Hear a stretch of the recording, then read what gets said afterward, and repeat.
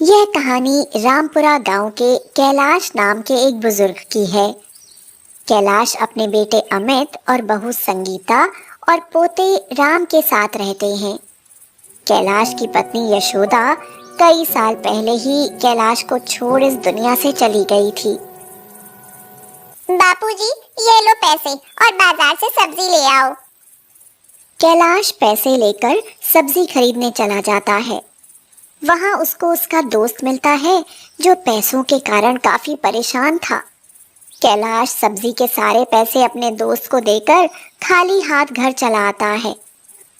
क्या हुआ, सब्जी नहीं लाई क्या? कैलाश संगीता को पूरी बात बता देता है और संगीता गुस्से में अपने कमरे में चली जाती है।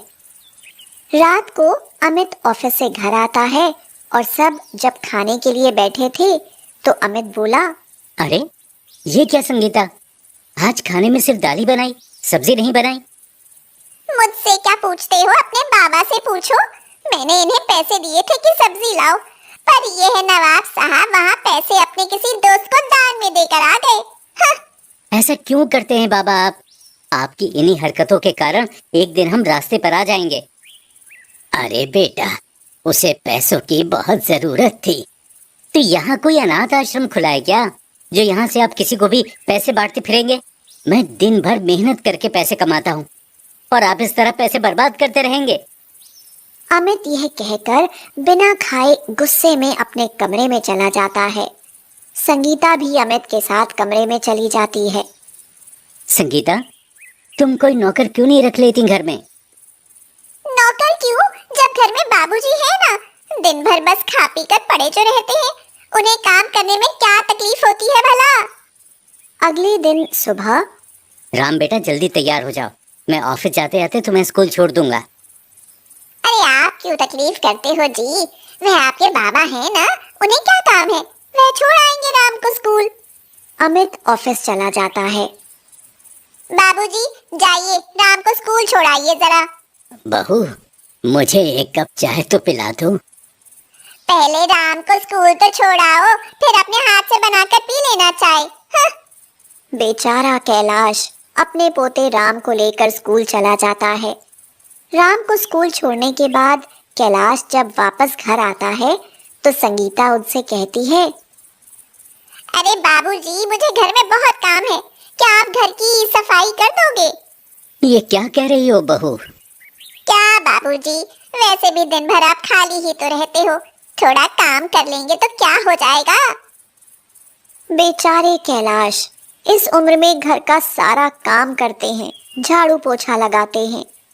संगीता ऐसे ही कैलाश पर अत्याचार करती रहती है और दिन भर बूढ़े बाप से सारा काम करवाती रहती है। एक दिन संगीता की एक सहेली मनीषा उसके घर आती है। अरे मनीषा, कैसी हो? मैं तो बहुत अच्छी हूँ। अरे क्या तुम कहीं जा रही हो? हाँ, आज शाम को मैं अमित के साथ फिल्म देखने जा रही हूँ। अरे तुम्हारे ससुर के होते हुए बाहर फिल्म देखने जाती हो? तुम्हारे ससुर कुछ कहते नहीं क्या तुमको? अरे उनकी क्या मजाल कि वे हमें कुछ कहें। उनकी वजह से क्या हम अपनी खुशियाँ कुर्बान कर दें? अरे वाह, तुम कितनी लकी हो, तुम्हें इतना प्यार करने वाला पति मिला। मेरे घर में तो बस मेरे ससुर की ही चलती है, उन्हीं के बताए रास्ते पर हमें चलना ही पड़ता है। अरे मनीषा, तेरे ससुर की बात अलग है, वे पेशे से कितने रईस हैं, पैसे वाले हैं, और मेरे ससुर तो भूखे नंगे हैं, उल्टा हम पर बोझ बने बैठे हैं। हाँ। संगीता और मनीषा की सारी बातें कैलाश सुनता है और उसकी आंखों से आंसू बहने लगते हैं। अरे ओ बाबूजी, आपको दिखाई नहीं देता क्या घर में मेहमान आए हैं? जाओ हमारे लिए चाय बना कर ले आओ। कैलाश बूढ़े बदन से हल्के हल्के पांव लिए किचन में जाकर चाय बनाते हैं। मनीषा चाय पीकर वहां से चली जाती है। अरे ओ बाबूजी, कहाँ मर गए? ये लो पैसे और बाजार से सामान ले आओ। और हाँ, पिछली बार की तरह पैसे किसी को दान मत दे देना, वरना घर में आने नहीं दूंगी। हाँ बहू, मुझे थोड़े पैसे और दे दो, मैं डॉक्टर के पास भी जाने वाला हूँ, मेरी तबीयत खराब है। बहाने मत बनाओ, दिन भर खा पी कर पड़े रहेंगे तो हाथ पैर दुखेंगे ही ना। थोड़ा काम करो तो शरीर अच्छा रहेगा। बेचारे कैलाश दिन भर काम करने के बाद थके हारे बाजार चले जाते हैं। बाजार से आते वक्त रास्ते में कैलाश को बुखार के कारण चक्कर आ जाते हैं और वह बेहोश हो जाते हैं। इधर घर में फोन आता है कि कैलाश गिरकर बेहोश हो गए हैं।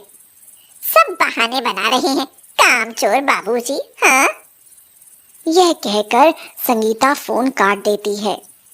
रात को अमित ऑफिस से घर आता है। उसी वक्त कैलाश को दो लोग घर छोड़ने आते हैं। अरे पापा, ये क्या हुआ? वो बेटा, मुझे चक्कर आ गए थे।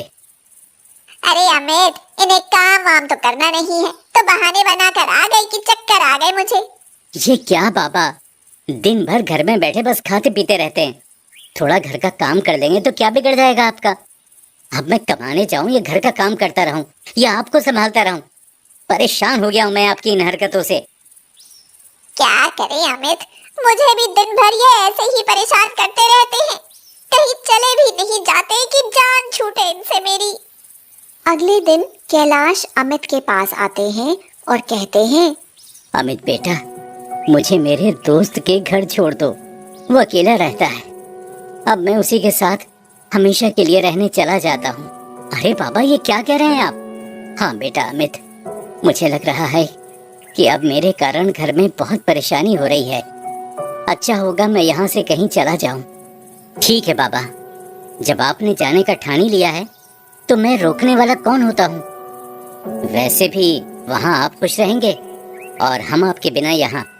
अच्छा हुआ बेटा तुम्हारी माँ इस दुनिया में नहीं है, वरना इस बूढ़े शरीर से कैसे मैं उसका बोझ उठा पाता। अमित कैलाश को लेकर कैलाश के दोस्त के घर आता है।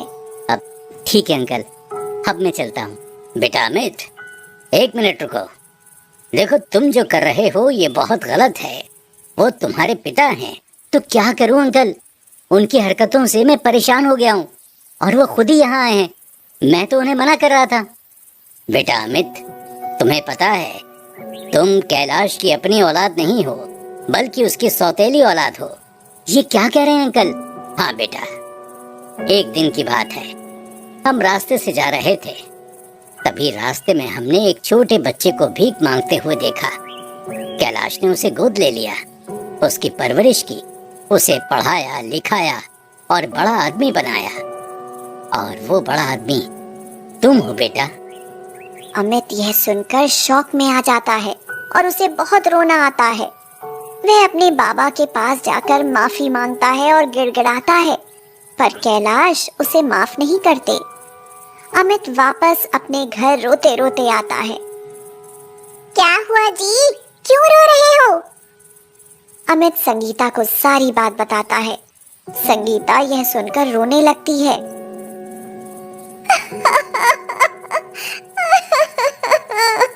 मैंने बाबूजी पर बहुत जुल्म किए जी, भगवान भी मुझे कभी माफ नहीं करेगा।